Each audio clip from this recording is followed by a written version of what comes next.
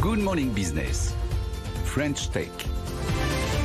Notre French Tech ce matin, c'est Klaxoon avec son président Hervé Simonin. Alors il faut redire déjà ce qu'est Klaxoon, puisque on a vu que 100% des entreprises du CAC 40, 15% du Fortune 500 utilisent cette entreprise française, cette French Tech. Alors qu'est-ce que vous leur vendez comme solution, comme outil ? Alors Klaxoon est une plateforme logicielle qui propose un outil collaboratif qui permet à tous les employés d'une entreprise de partager efficacement de l'information. Tous leurs documents, leurs mémos, leur tout type de contenu, que ce soit de la vidéo, des images, des PDF, des Excel, etc. Et donc toute l'information, elle est centralisée et structurée dans ce qu'on appelle comme un tableau blanc digital sur lequel vous posez vos documents. Et après, les collaborateurs ont tout à fait la possibilité, lors d'une réunion, d'échanger, de déposer des idées, de répondre à des questions, et donc vous êtes beaucoup plus efficace, et vous êtes aussi efficace dans la prise de décision. Et c'est un outil qui s'inscrit totalement dans la transformation digitale. Alors vous êtes sur ce plateau parce que vous annoncez ce matin une levée de fonds, 15 millions d'euros levés auprès de vos partenaires historiques. Mais au départ, c'était pas vraiment 15 millions que vous vouliez lever, c'était 100 millions. La donne a changé au niveau du contexte macroéconomique. Les investisseurs sont beaucoup plus exigeants, c'est plus difficile de lever des fonds. Alors, oui, effectivement, en début 2022, Klaxoon s'est organisé pour organiser une augmentation de capital significative. Et comme beaucoup de start-up ou de scale-up a été victime, entre guillemets, d'un retournement du marché. C'est-à-dire et tout s'est passé sur le second trimestre 2022 en moins de 6 semaines, où d'un seul coup, l'ensemble des fonds, et sur la plaque Europe, ont décidé de dire arrêtez de faire de la croissance, faites de la rentabilité.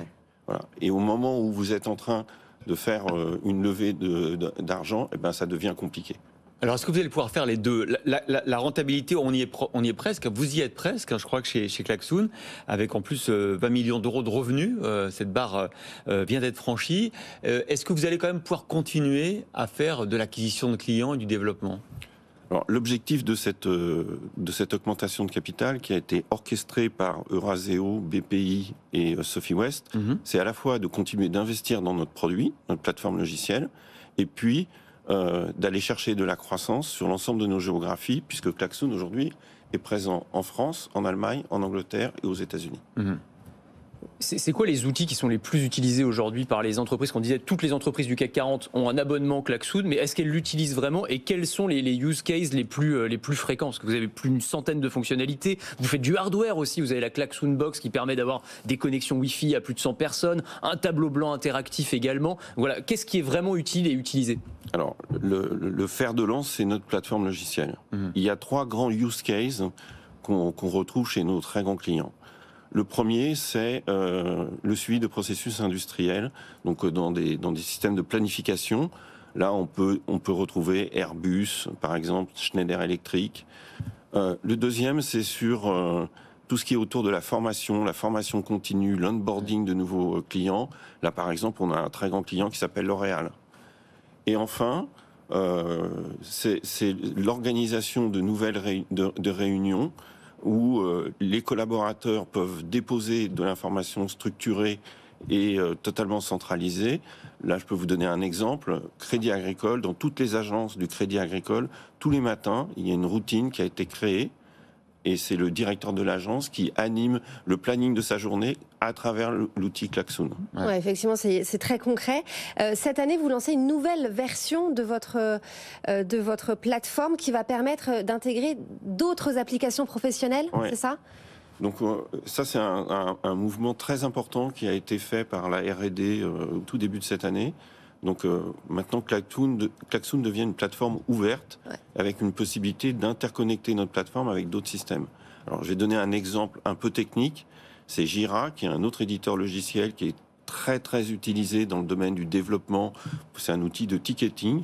On a fait une intégration absolument remarquable, vraiment best in class, et qui permet justement d'interagir entre ces deux outils de manière extrêmement fluide.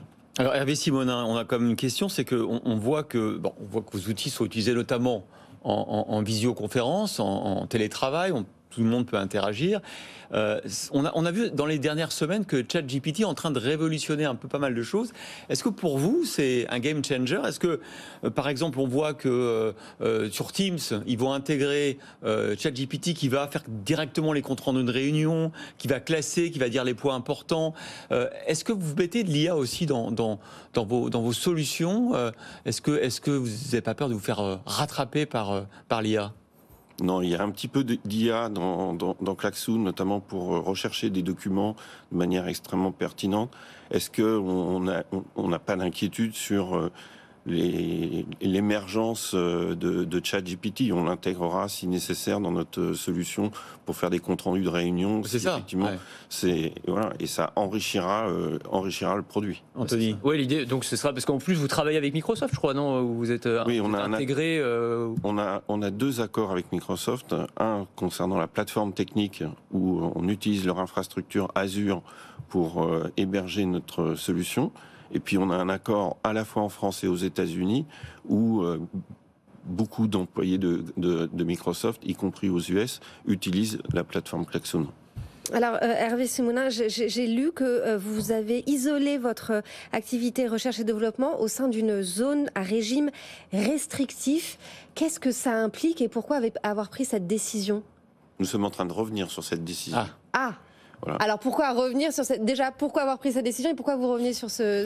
La décision a été prise, je pense, à une époque où je pense que l'entreprise avait peut-être un peu peur de son univers de concurrence. De se faire voler les idées, quoi, en gros. De se faire voler des idées, etc. Et effectivement, à l'intérieur des bureaux du campus Klaxoon, il y a un espace réservé aux développeurs, à la R&D, etc. Mais là, ça y est, vous rouvrez. On n'avait pas fermé, mais grosso modo, on va fluidifier les échanges entre nos équipes là-dessus. Merci beaucoup Hervé Simonin pour Klaxoon. Je rappelle que vous avez plus de 200 employés, vous êtes présent notamment à Rennes, Paris et Boston et que vous avez été renouvelé dans le French Tech 120 dont nous avons parlé en début de semaine. Merci d'avoir été l'invité de la French Tech.